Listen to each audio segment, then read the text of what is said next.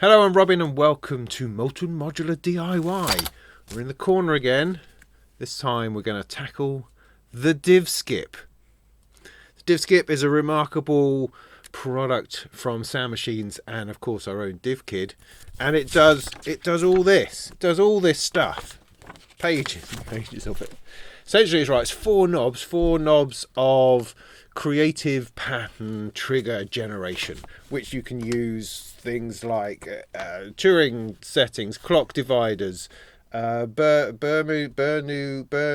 kind of gate, some kind of Stargate. I think it'll take you through. It does Euclidean rhythms and patterns and retriggering and all sorts of stuff. It's an impressively visual four knob CV generator of awesomeness, and we're going to build it. I'm going to build it right here, right now, on this bench in about 5 minutes and an hour, possibly.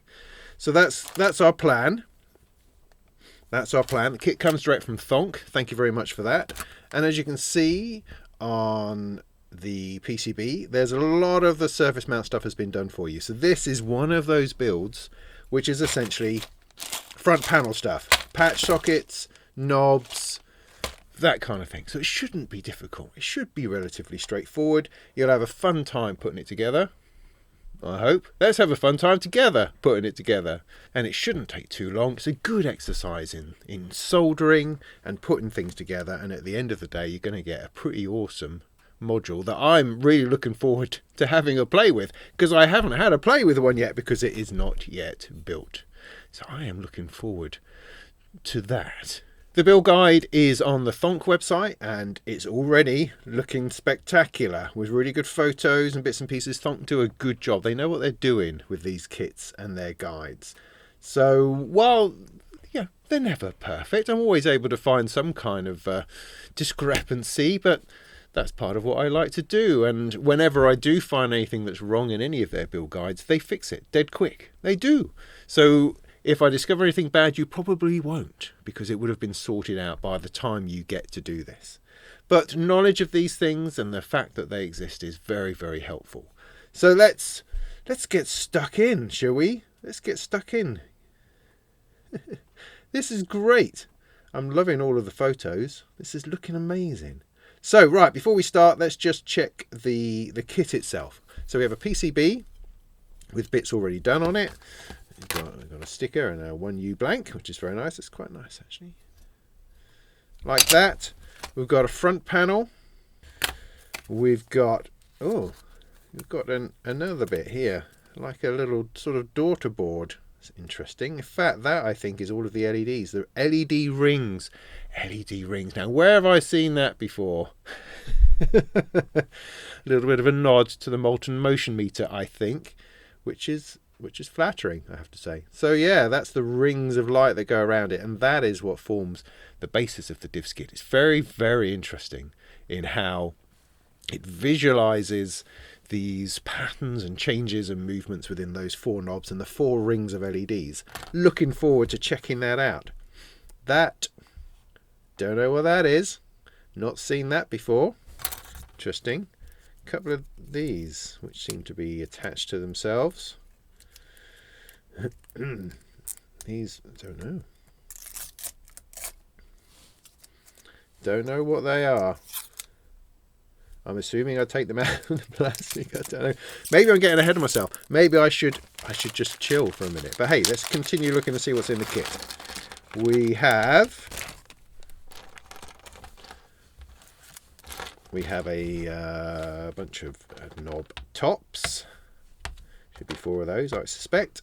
4 actual potentiometers, or are they encoders? No, they're pots. They only go around so far. 4 of those. A couple of switches.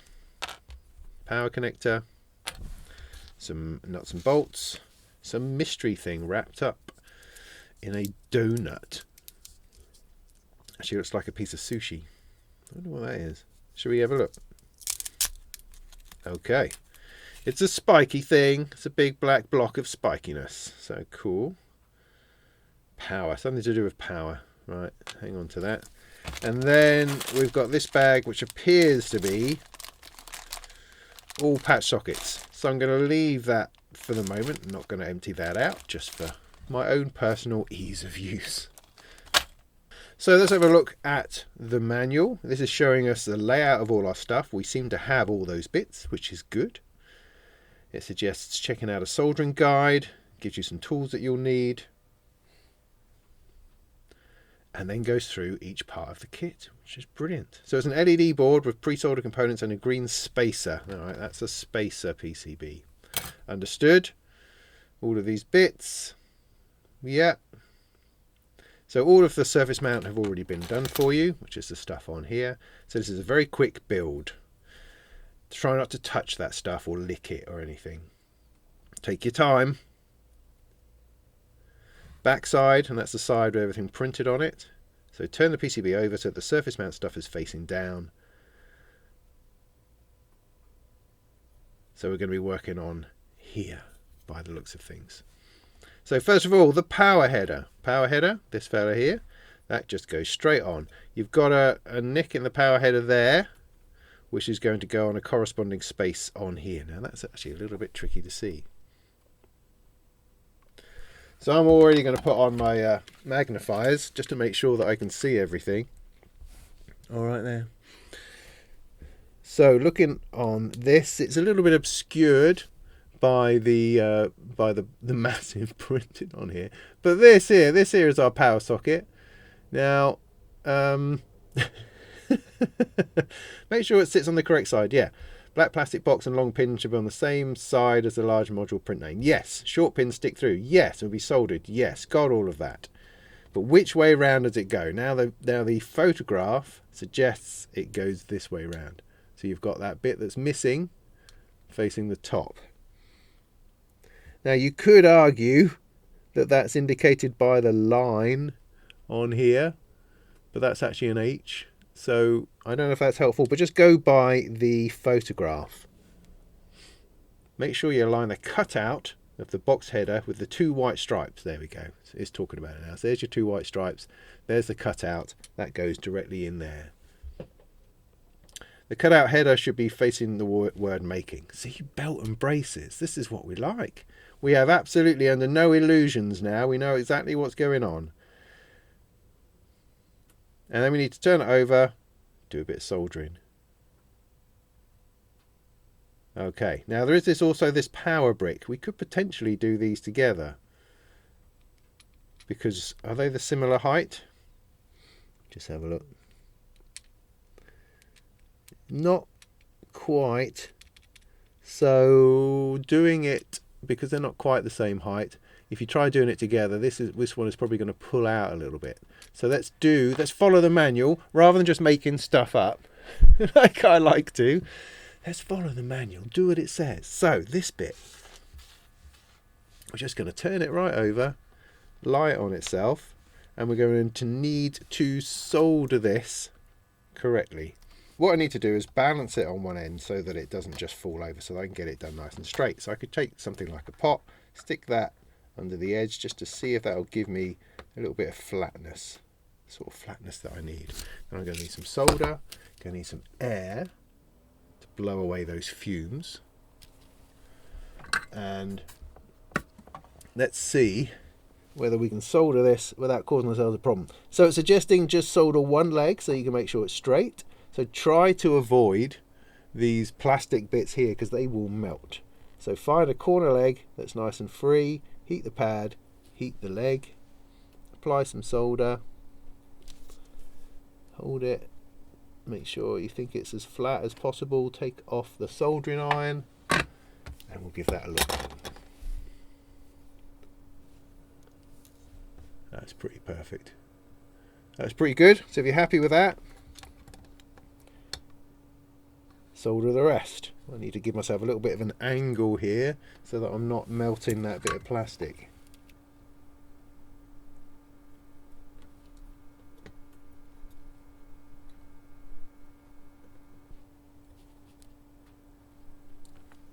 So there you are. I know you didn't see that particularly close up, but there I have soldered that beautifully. Now we're on the correct camera shot, we'll move on to the power brick, which is this here. Now you can see the screen print here. It looks like it only go one way round because of where those 3 pins are. Let's see what it says. Make sure it sits on the correct side next to the power header. White outline matches the outline. And then solder it. Okay, cool. So same as before, we're going to stick that in there and then turn it over. Going to use something on this end just to steady it, and then we're going to solder one leg. I can't find it. Where's it gone? Oh, it's here. So choose a leg, apply a bit of pressure,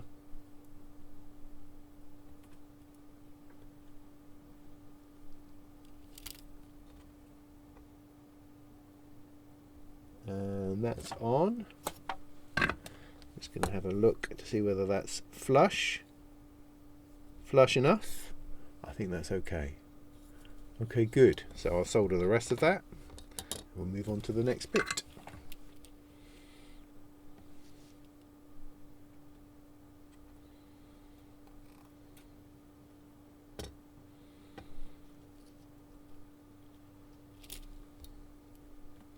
So, potentiometers.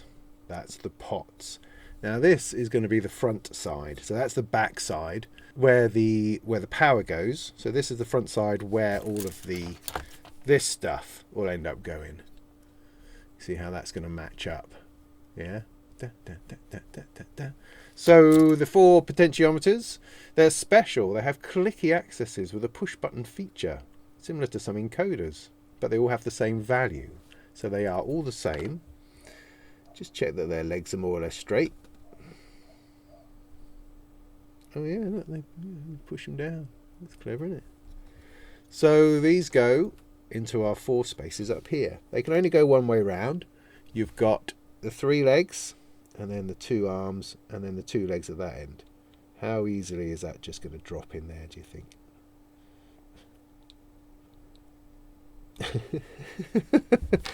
Yeah, not that easy. Right, because that's a little bit bent. Put those ones in first. They're going to find their way there. A little bit of adjustment and a wiggle, and they're in. May need to squidge the side brackets a little to make them fit. Be gentle. Make sure they line up and the legs go through. Don't solder yet. Okay, good advice. A whole load of photographs showing you what to do. It's really good quality build guide. Oh, see what I've done is tried to push that one against it, and I've ended up bending this little lug here. So no, sadly I've lost my pliers, so I'm gonna have to use something a bit more dangerous. See whether I can just pull this out of here without snipping it off. There we go. Right, let's try that again.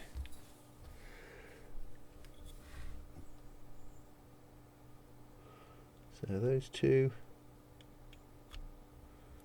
that and the lugs. Yeah, that's gone in. Next one. That's nice and easy.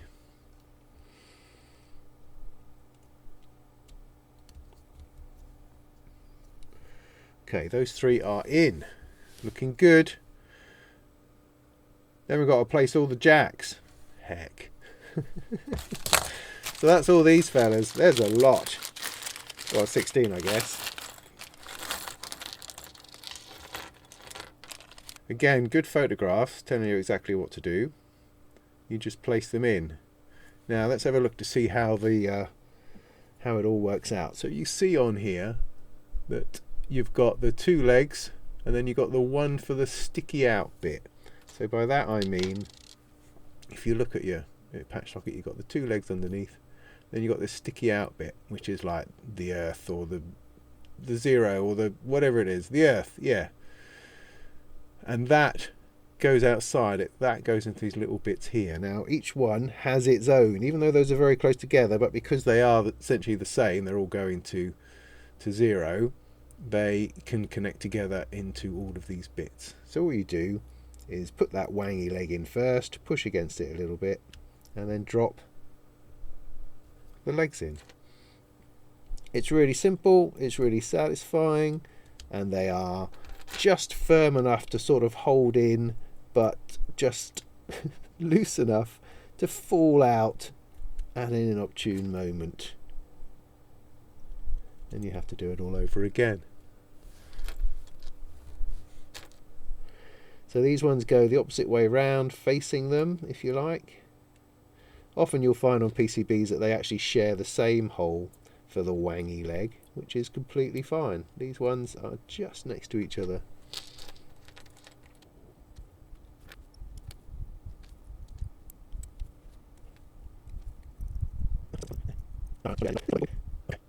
So those are in, but don't solder yet, it says.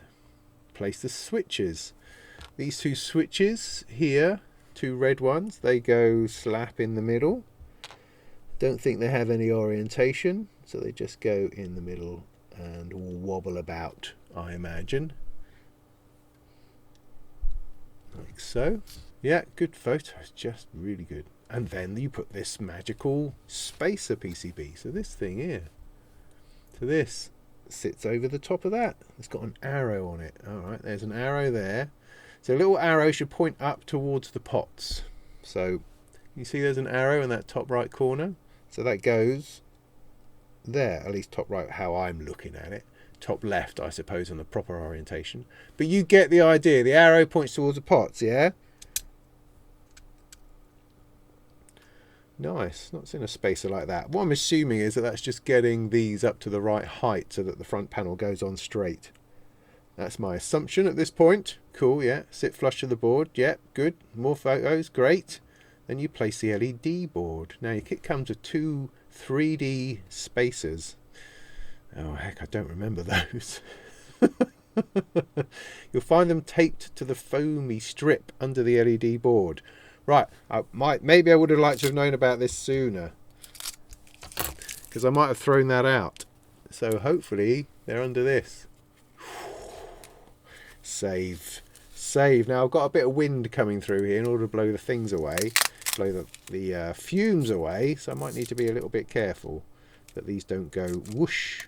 So I'm going to put those over there for the minute. They're used to offset the LED board to the optimal height. Okay, so you should find these two bits, yeah? That's the idea. And we're dealing with this board. So what's the story here? Slide the spacers over the 2x5 pin headers. Okay, so turn this upside down, like this. Put the headers over those.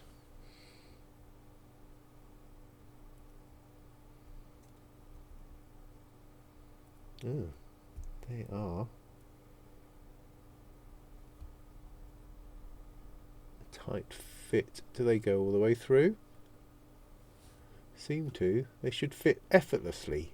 Effortlessly, it says. No, well, mine don't. Okay, so I wouldn't say effortlessly necessarily. Mine had a little corner which wasn't quite taken out, but you know, applying a little bit of pressure, that goes over the top. That one was a lot more effortless. So there we go. So it should look like that. That's the plan. They definitely go down, yeah. Then insert the LED board into the sockets on the main board. Fits around, do what now? Fits around the 4 pots. Is there another picture? Yes, there is. That's the picture that you want. So this is how we want it. We want it like this. So it sits on top of the pots.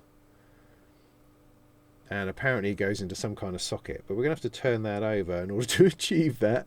So this is going to be a little bit tricky. Something, I feel, is probably going to fall apart at this point. Now, here are is the white spacer. So that's our orientation. Right. So let's see if we can manage this. So this is on here.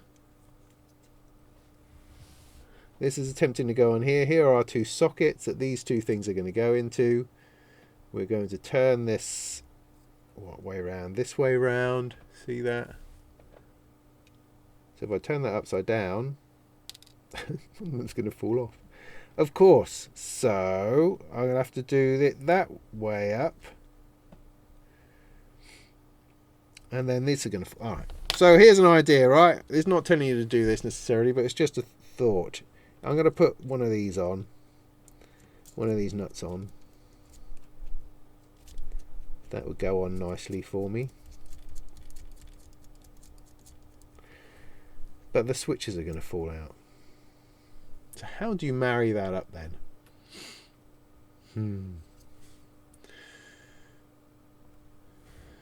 Those switches. Well, it doesn't actually matter. Does it matter if the switches come out?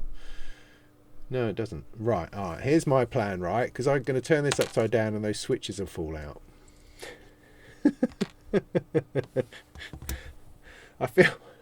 I feel they magicked a step together. So those are going on there, but they're not necessarily going to stay. But they might stay. But I'm going to marry these up together sort of a bit more sideways to give them a better chance of staying. Now, the one that's on the edge here needs to go to the top at this edge here. So you need to turn that around. I'm not caring about the switches. I can put those back in a minute. This is being held on slightly more tightly by that nut. So I'm going to do it like this. I'm going to go through, and then with a bit of luck, somehow those two sockets are going to find each other. Right, that is tricky.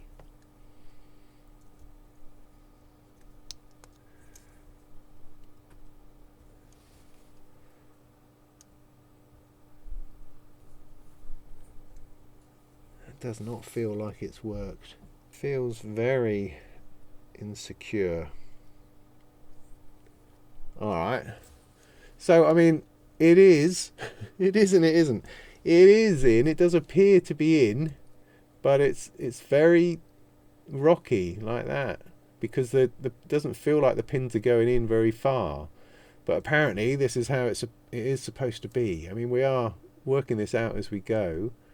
It's really difficult to see into this one down here. I don't know. Take good care to align it. It's important to check they're not accidentally offset. Yeah, if you power the board, it might damage the module. But it's really hard to see, mate. Really hard to see. And it does not give a satisfying connection. See, that doesn't look like it's in. I'm not convinced that that's in. I think it... It's impossible. How do you know? Alright, so looking down the far end, looking down there, I can just about see that, yeah, it is in the socket. It's definitely in the socket. Definitely in the socket. It's just a bit rocky. Just a bit rocky. Right, so we're going to move on to the next bit to see whether it all just comes together. Alright. So yeah, I mean, it seems to be right as far as I can see. Attach the LED windows to the front panel. There's an LED window. That's exciting. So, put our switches back in while we're here.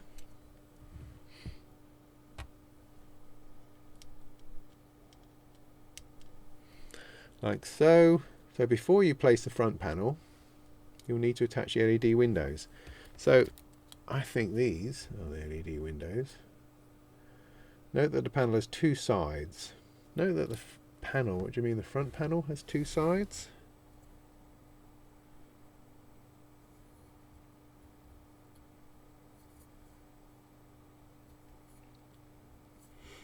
It does, they're labelled differently. Do you see that? So one has longer labels, probability CV, and one with short labels. Place a panel so that you can see the short labels. This will be the back of the panel. LED windows come with adhesive strip. Alright, okay, I'm not understanding quite at the moment. Let's have a look. So yeah, okay, we've got our two things here with their adhesive strips. Got that. No problem. Test their fit before you stick them on. Stick them on what? What are you talking about? Attach the LED windows to the front panel. Alright, let's just rewind a second. So before you place the front panel, you need to put it. Okay, let's just go down and see what it's trying to do. Right, so these, it says, go across here. I think this is some kind of, I don't know what it is. Some kind of, maybe it blurs the LEDs as they go around. I don't know, but it's a thing we're going to have to stick on. Right. So it's saying, so place the panel so that you can see the short labels. Yes. This will be the back of the panel. So we're going to stick onto here and then it's going to be reversed over to there. All right. That seems to be the plan. Right. So adhesive strip facing down is meant to stick to the panel. Got it. Holes for the potentiometers are free and align with the cutout. So what we're doing is this is going onto here like so, that down. The wide margin points towards the DivKid. All right. So this is also shorter on one side, wider on the other. The wide bit goes towards the top. So I've got that bit right at the moment. Semicircular cutouts around the potentiometer are covered. So it should cover that whole semicircle bit. If that's around the wrong way, then you've got a bit sticking out the top. Yeah? Like that. So it has to be this way around. Make sure it sits flush. It helps to only remove one first and then remove the other and stick it in place, and it should look like this. Well, I'm going to have to stick it, aren't I? Well, this has been quite exciting. So I guess if I stick the top, so I take that off there like that, and then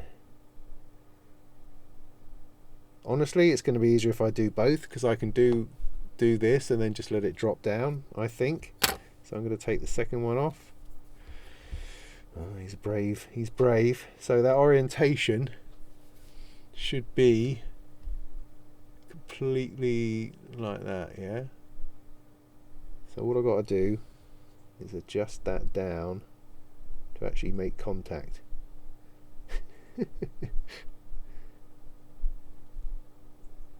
Straight as I possibly can. Now it is slightly smaller than the width, so you've got no problem with it sticking out particularly. That looks alright, and that looks alright. So the next one, what's the orientation going to be for that?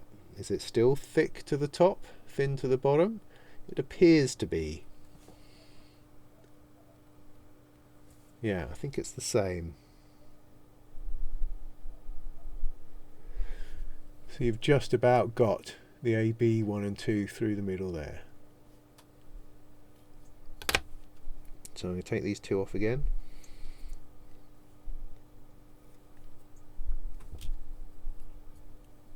So just going to place it over the top, make sure it's over the circles, as straight as I humanly possible, edge it down.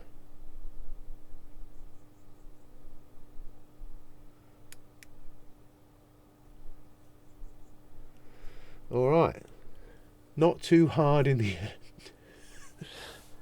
end. A bit terrifying, but not too hard.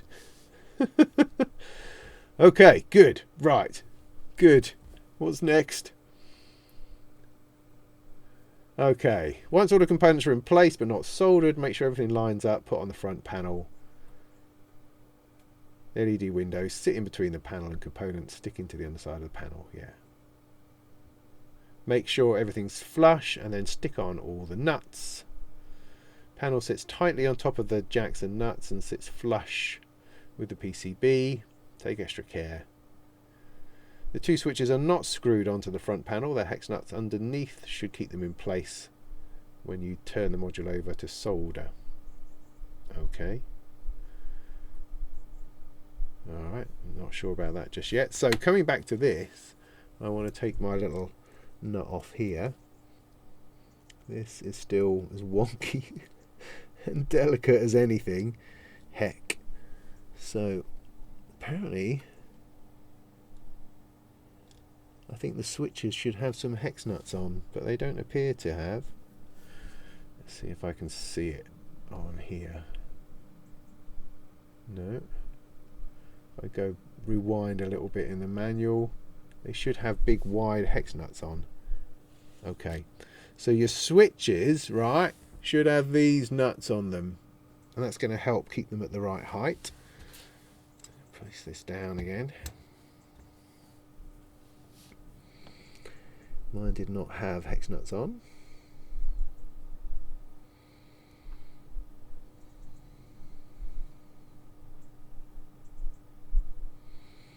Now, it might have mentioned it further up, but I did not notice.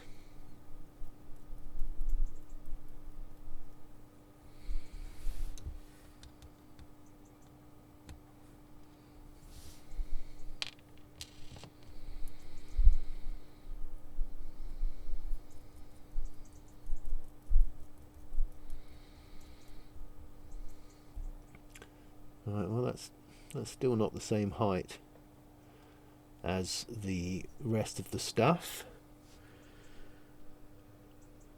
but then they've only got them half down. Right, so what they're saying is that these should be kind of up to the, oh no. Okay, little points of difficulty, so these should be about halfway down.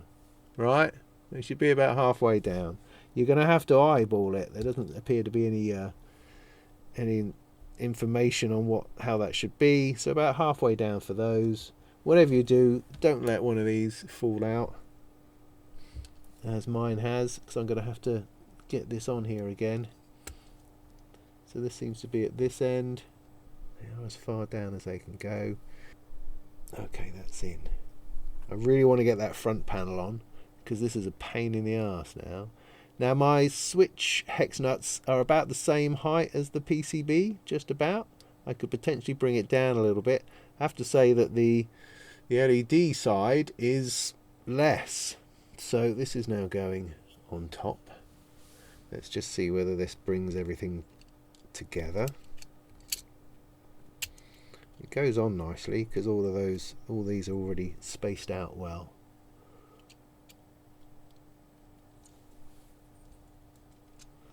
So if I hold that, alright, I've got this whole thing upside down. You see, look at that. Look at that. So when I turn it over, these are going to make the space. They're going to fill the space. So that's why this is wrong at the moment, because I've got that backwards. Turn that the right way around.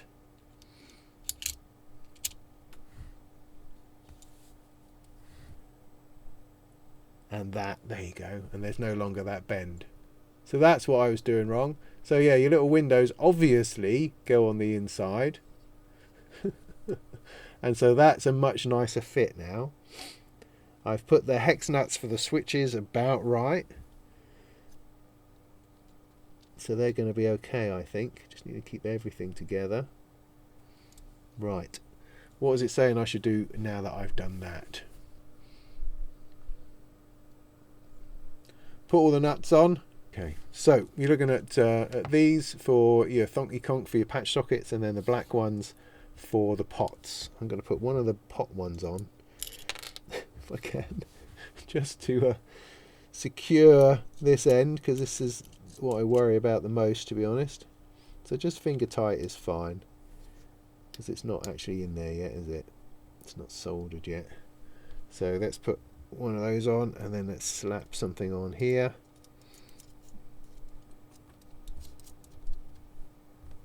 They do go a particular way up, so you've got a little notch, and the notch should be up, and that gives you a little bit of purchase if you need to use a tool to screw them down.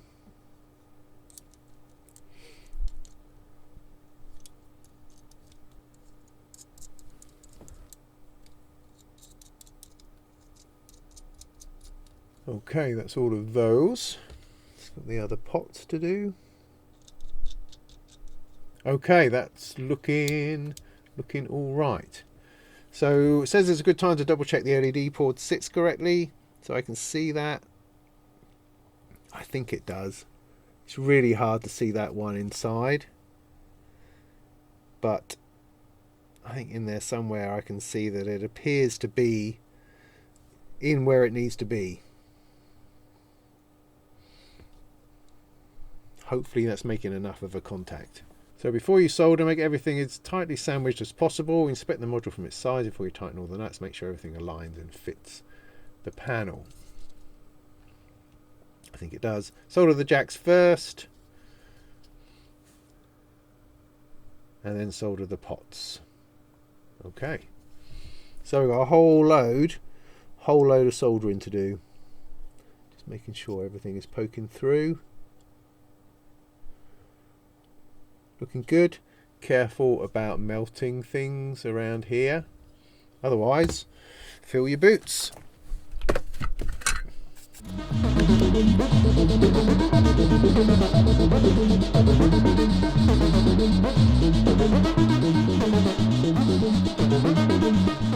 I'm finding that these middle ones here kind of solder together. If you push the soldering iron against them and sort of push the two pins together, that seems to work. And as I say, it doesn't matter that they're soldered together because they are absolutely going to the same place. So with this one's here, for instance, I can just push up against it. Well, I say that, pushing the whole thing around. And with a bit of luck, the whole lot will solder together.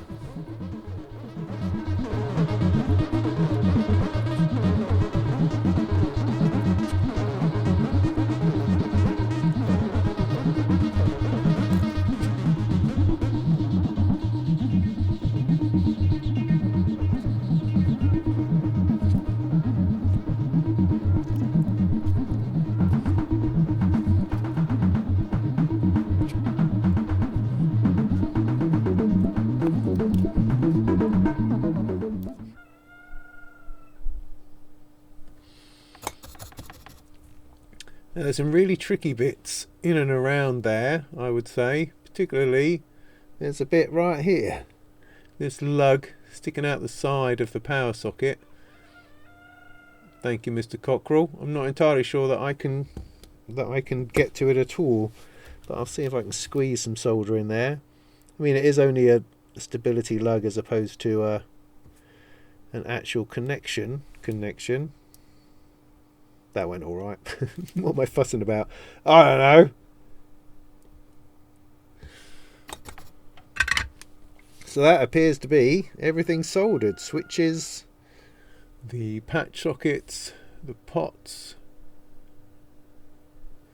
everything as far as I can tell. I think that might be it. That might be it.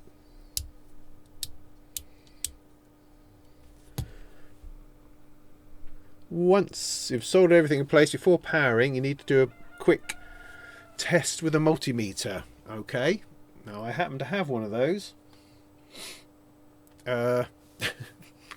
So set it to beep for beeping. So I'll stick it to beep mode, which I think is there, like that. So it should. If I get the two hands together, come on, sort it out. There you go. It should beep if I do that. So do that. Set your position on your multimeter to position diode, speaker monitor. Yeah, did that. Touch one probe of your multimeter with the other. Should beep. Yeah, I did that. That means you're in the correct mode. Okay, thank you. Well done. Flip the module over, face downwards. Find the 3 pins where M of the word making is printed. Here, I suppose. Press the 2 outer pins against each other. No, measure the 2 outer pins against each other. This is to make sure that the 3.5 are not accidentally, and the ground are not accidentally producing a short circuit. You should not hear a beep.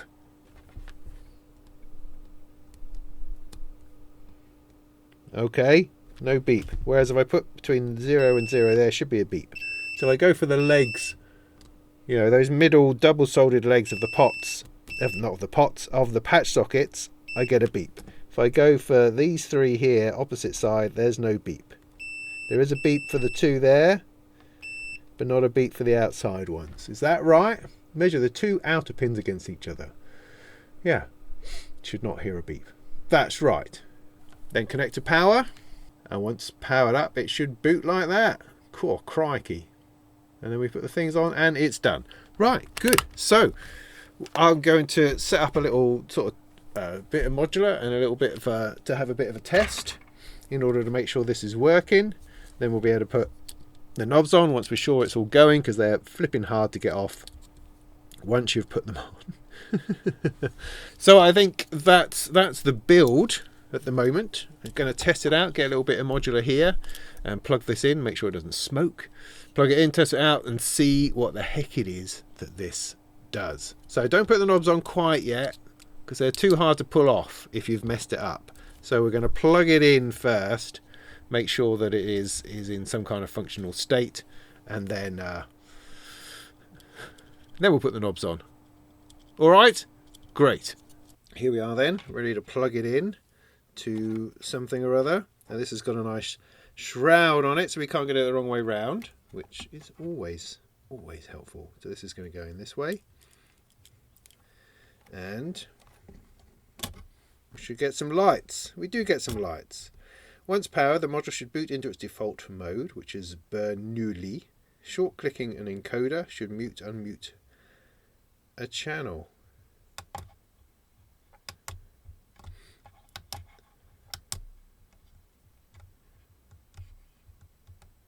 That one feels very different to the rest.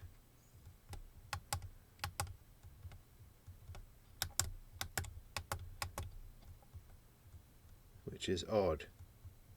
Is it slightly higher than the rest? Is it slightly tighter? If I undo that a little bit. Ooh! Oh, it's now gone crazy. Oh, darn it. It looks like I might have completely messed it up. Oh dear. Let's check that out again. So these three definitely good solid taps. This one, it's working, but it feels different. Now, as I say, turning it over seemed to do funny things to it. I think I probably shorted something on the back there for the moment. Well, I mean, they all appear to be doing essentially the same thing. All the way over to blue, all the way over to blue, over to blue, all the way over to blue. Bright blue, bright blue. So all channels set to what's it mode should be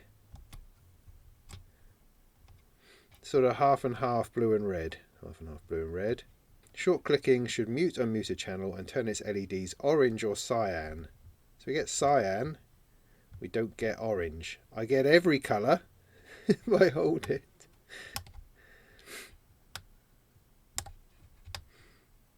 So that's interesting.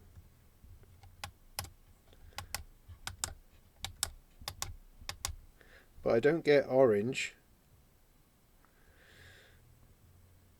Once you've tested the functionality, I don't know whether that's right or not. Oh my heck and all.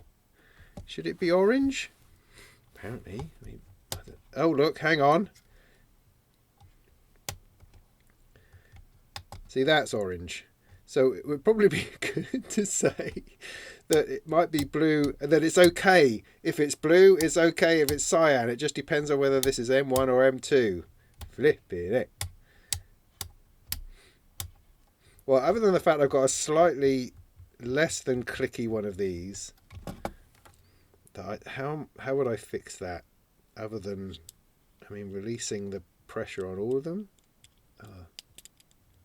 That's slightly better, actually. If I undo the... There's a marked difference, though, in this particular pot. But it is functioning.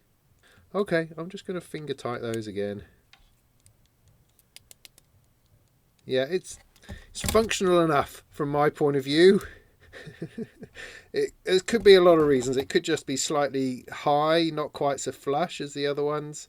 You know, who knows at this point. Suffice to say that it appears to be working correctly.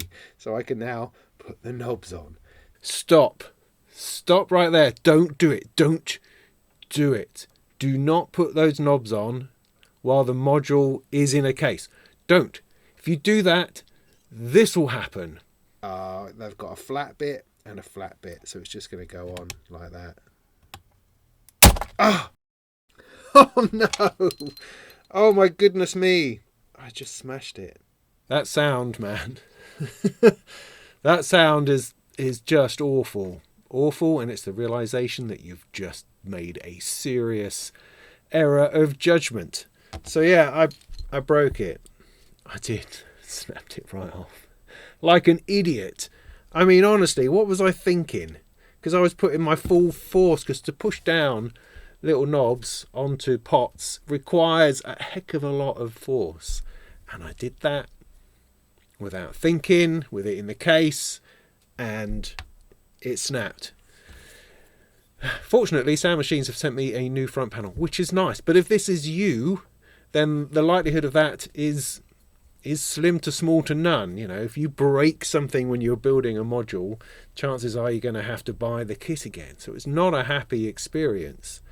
And it was all my fault. It's not a design flaw or something like that. Sure, when you start to cut away at a front panel, it does introduce certain weaknesses, but you're not expecting someone to go down on a front panel like that. It doesn't have to survive that kind of stress. And the front panel itself, you know, it's absolutely fine. It's completely fine. It's not a problem with this. It's a problem with me. So in the manual, I don't know whether this was there to start with, because I wasn't looking at it. I was just bumbling on as I do. But in the manual it says, install the knobs with the module out of the case. Out of the case. Out of the case. So once you've tested it, once you've just checked that it turns on, take it out of the case before you attempt to put the knobs on. Have I underlined that enough? I think so. It probably should be in really big red lettering across here to make sure that you notice. And it probably needs to be further up. Because there's pictures of it with the knobs on. So that's where you're trying to get to. And I was just a little bit too enthusiastic. So I've now got to take this apart. Look at the state of this. And get the windows off there, transfer them across to the new front panel, put it on. It's a heck of a load of faff, but it's of my own doing. So I accept that, and we'll just get on with it. And then, as I know it's already working, we can then have a look to see what it does.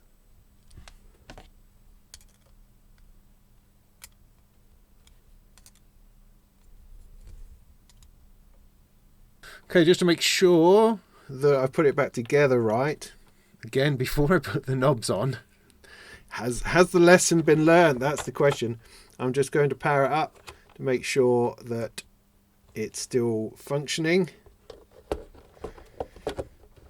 And what I'm not going to do, we all know what we're not going to do. Yeah, that seems to be good.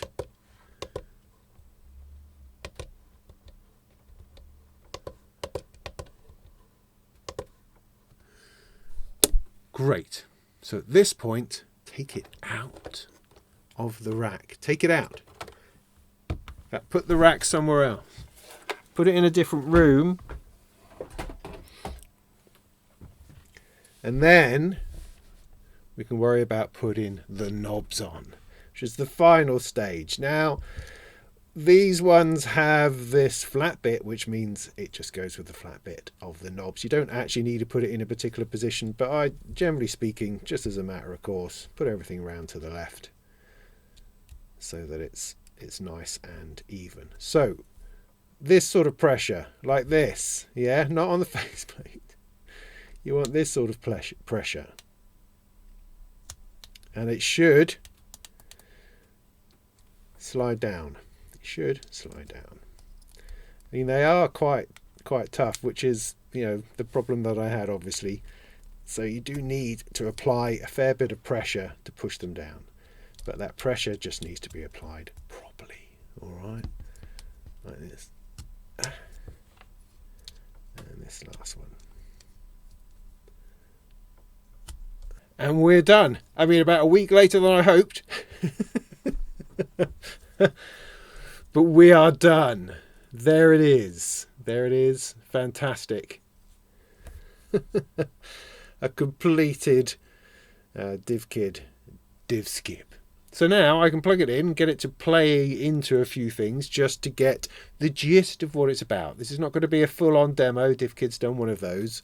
I will be looking at this more and more, I hope, because it's something that I believe is going to fit really well in my case, because playing with drums and stuff like that is something that I spend a lot of thought over and trying to work a way of making that run really well. And I believe there's stuff in here which is going to really work in my favour. I've got ideas, man, and I definitely need this in order to make those come to fruition. And ultimately, I think you can get a lot of mileage out of it because of the probability, the nature, this A-B system, where you've got probability coming out and then you've got the probability of it going the other way. So you have these competing rhythms. That's fascinating. So you could have two melodies, for instance, one being triggered, enveloped by one side of this, one side of the probability scale, tip, dice roll, whatever it is, and one by the other. So you have them. Yeah, that's exactly what I'm going to start doing with this as soon as I get it plugged in. But let's just test it out, generally speaking, and make sure that it's doing what we think it should. And that'll be a good build.